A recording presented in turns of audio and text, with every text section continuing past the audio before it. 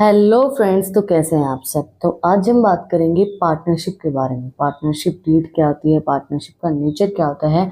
अगर हम अपनी पिछली वीडियो की बात करें तो उसके अंदर हमने कवर किया था conventions and limitations of accounting. अभी तक accounting and auditing unit first के अंदर हमने यही चीज़ें कवर की हैं कि अकाउंटिंग का मतलब क्या होता है, उसके कॉन्सेप्ट क्या होते हैं, उसके प्रिंसिपल्स क्या होते हैं, उसके कन्वेंशंस क्या होते हैं। अगर वो आपने वीडियोस नहीं देखी हैं तो उनका लिंक जो है डिस्क्रिप्शन के अंदर है, आप लोग जाकर चेक कर सकते हैं। तो आज हम बात करेंगे पार्टनरशिप के बारे में। पार्टनरशिप का मतलब क्या होता है। अभी तक सिर्फ हम पार्टनर्स को पति पत्नी के रूप में ही देखते आते हैं, भाई यही पार्टनर होते हैं। नहीं, अब वो पार्टनर है, वो अपनी एक दूसरे की लाइफ शेयर कर रहे हैं। मतलब वो अपनी लाइफ को उस इंसान के साथ शेयर कर रहा है और दूसरा इंसान अपनी लाइफ को उस इंसान के साथ शेयर कर रहा होता है। अब पार्टनर फ्रेंड्स भी होते हैं। पार्टनर्स आपके टीम के अंदर जो मेंबर होते हैं वो भी पार्टनर्स होते हैं। उसी तरीके से एक ऑर्गेनाइजेशन के अंदर पार्टनर कौन होता है, जो आपके साथ प्रॉफिट को शेयर कर रहा। अब आप किसी के साथ प्रॉफिट कब शेयर करेंगे, जब आपने वहां पे कुछ, मतलब जब आप उसके हिस्सेदार होंगे। ऐसे तो एरे गिरे को आप किसी को प्रॉफिट नहीं देंगे। अगर एक ऑर्गेनाइजेशन के अंदर अगर किसी का 100% शेयर है तो एक इंसान का है तो वो उसका कोई पार्टनर नहीं है। अगर दो इंसान हैं, उनका 50-50% शेयर है, तो वो दो इंसान कौन होंगे, वो दो इंसान एक दूसरे के पार्टनर होंगे, जो एक दूसरे के साथ काम करते हैं और अपने प्रॉफिट को शेयर करते हैं। According to section 4 of Indian partnership act 1932, partnership is the relationship between person who have agreed to share the profits of a business carried out by all or any one of them acting for all. Business partnership का मतलब क्या होता है। Business के अंदर जो लोग, दो लोग या तीन लोग, जितने भी पार्टनर आपके, वो एग्री करते हैं अपने प्रॉफिट को शेयर करने के लिए, उसको हम पार्टनरशिप बोलते हैं। Features and characteristics of a partnership. After analysing the above definition of the following are essential characteristics of the partnership. Association of two or more person. The minimum number of a partner is in firm can be two. Maximum number is guided by the Companies Act according to section 464 of Indian Companies Act 2013. The number of partners in an association shall be not exceed 100. However, the rules given under the Companies Miscellaneous Rules 2014 register the person limit to 50. If this limit is exceed, it become illegal association. अगर हम partners की बात करते हैं तो दो लोग हमारे दिमाग में आते हैं। एक इंडिविजुअल बंदा पार्टनर किसी का नहीं, मतलब इंडिविजुअल को हम पार्टनर किस तरीके से बोल सकते हैं, हम नहीं बोल सकते हैं। तो उसी तरीके से जब आप एक ऑर्गेनाइजेशन को सेटअप करते हैं तो पार्टनरशिप के अंदर दो या दो से ज्यादा पार्टनर्स कितने तक हो सकते हैं, 2013 के अकॉर्डिंगली 100 तक हो सकते हैं। बट जो नई हमारी गाइडलाइंस आई है 2014 के अंदर, उसके अकॉर्डिंगली 50 बंदे ही पार्टनरशिप के अंदर आ सकते हैं। अगर उससे ज्यादा बंदे होते हैं तो वो कोई इलीगल एसोसिएशन को चला रहे हैं, वो चीज लीगली नहीं है। आपको 50 से ज्यादा बंदों को पार्टनरशिप के अंदर रजिस्टर नहीं करवा सकते हैं। अब रजिस्ट्रेशन की अगर हम बात करें तो उसके अंदर आता है एग्रीमेंट। जब भी आप पार्टनरशिप के अंदर आते हैं तो आपको क्या करना पड़ता है, एक एग्रीमेंट साइन करना पड़ता है। There must be an agreement between all partners who are involve in that business. हर एक पार्टनर के साथ एग्रीमेंट किया जाता है।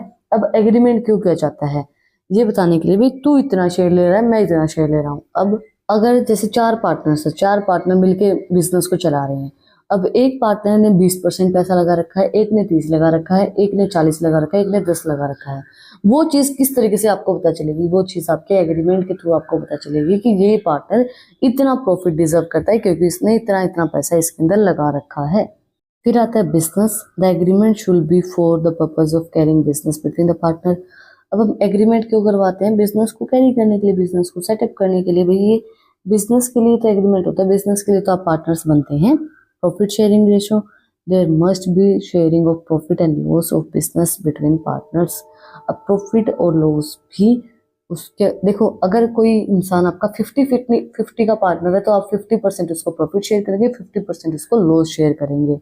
लेकिन जैसे मैंने आपको बताया, चार पार्टनर हैं, अलग अलग पार्टनर्स अलग अलग शेयर ले रहे हैं, तो उनको अलग अलग प्रॉफिट, उतना ही प्रॉफिट मिलेगा, उतना ही लॉस मिलेगा जितना वो शेयर्स लेते हैं आपके बिजनेस के अंदर, जितने के वो हकदार हैं, जितने के वो पार्टनर्स हैं आपके बिजनेस के अंदर।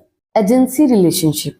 अ partner is both an agent और ए principles of his own business. A partner is an agent of his own business in the sense that he can bind a new partners by his act and partners in a principle of his own business in the sense that he can bound by the act of the other partners of a business.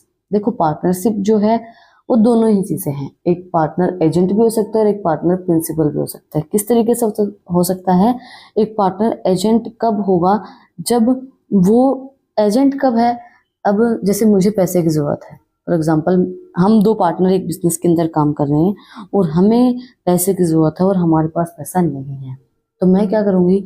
मैं ये सोचूंगी भाई मेरी friend है, उसके पास पैसा है, वो मेरे बिजनेस के अंदर पैसा लगा सकती है, तो मैं उसको कहूंगी कि यार मेरे बिजनेस के अंदर पैसा लगा ले। तो वो क्या हो गया? मैंने दूसरा पार्टनर ऐड किया, तो वो हो गया बाइंड। भाई मैंने एक एजेंट का काम किया मेरे बिजनेस के अंदर दूसरे पार्टनर को ऐड करने के लिए। अगर हम बात करें प्रिंसिपल किस तरीके से होगा, एक पार्टनर वो बाउंड करता है, मतलब उनको बांधने का काम करता है दूसरे पार्टनर्स को, है ना, कि आप पार्टनरशिप के अंदर हैं, जब आप एक दूसरे के पार्टनर हैं तो आप एक दूसरे के साथ काम करेंगे, उनको बांधने के लिए जो काम करते हैं ना, उनको उस तरीके से चलाने के लिए जो ऑर्गेनाइजेशन के लिए सही है, उन प्रिंसिपल्स को फॉलो करने के लिए पार्टनर्स एक एक्ट होता है, वो बाउंड करता है, वो एक एक्ट की तरह काम करता है, सॉरी। और पार्टनर जो है वो हमारा एजेंट भी हो सकता है क्योंकि वो लोगों को जोड़ता है और लोगों को बांध के रखता है, इसलिए वो प्रिंसिपल भी हो सकता है। नेक्स्ट है liability of a partner. Each partner is a liability jointly and individually third party for all the acts of the firm doing well. He is a partner. It means his private assets can also be used for the paying of the firm debts. हर एक partner जो है वो अपनी liabilities से joint रहता है, individual और third party. अगर उनकी लायबिलिटीज ज़्यादा हैं तो वो पार्टनर जो है वो अपनी एसेट्स को सेल करके उन लायबिलिटीज को उनको पे करेगा, पेइंग ऑफ। उसको चाहे अपनी एसेट सेल करनी पड़े, चाहे खुद से पैसा देना पड़े, चाहे कहीं से पैसा देना पड़े, अगर उसकी लायबिलिटीज ज़्यादा हैं, लायबिलिटी मतलब पार्टनर की लायबिलिटी की यहाँ बात हो रही है, उसको अपनी लायबिलिटीज, उसके जो खर्चे होते हैं लायबिलिटी का मतलब, तो वो उसको पे करना पड़ेगा, चाहे वो कहीं से पे करे, चाहे वो अपने एसेट्स बेच के पे करे, चाहे वो कुछ भी बेच के पे करे। अब बात आती है nature of partnership firm. From legal point of view, a partnership firm has no separate legal entity apart from the partners constituting it, but from the accounting point of view, partnership is a separate business entity.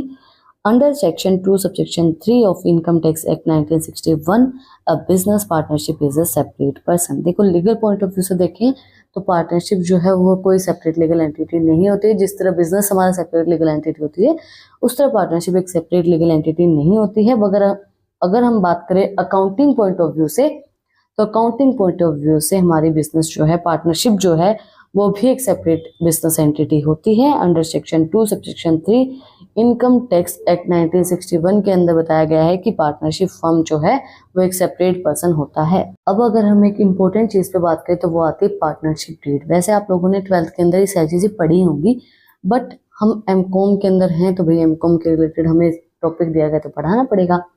अब हम partnership deed के बारे में बात कर रहे हैं। Partnership deed is a not compulsory document, it is a voluntary document. Partnership deed is based on the agreement among the partners. It contain the terms and conditions of partners are agreed among the partnership. देखो अगर मैं simply आपको बताऊं तो partnership deed का मतलब क्या है। अब इन्होंने बोला पार्टनरशिप कोई कंपल्सरी, पार्टनरशिप डीड जो है वो कोई कंपल्सरी डॉक्यूमेंट नहीं है, ठीक है, वो कंपल्सरी नहीं है। बट अगर आप पार्टनरशिप के अंदर आते हो और आपने कोई भी एग्रीमेंट नहीं किया, कोई भी मतलब ये चीज़ कहीं लिखवाई नहीं कि ये मेरा इतने का पार्टनर है, तो आगे जाके आपको ही प्रॉब्लम्स फेस करनी पड़ती हैं।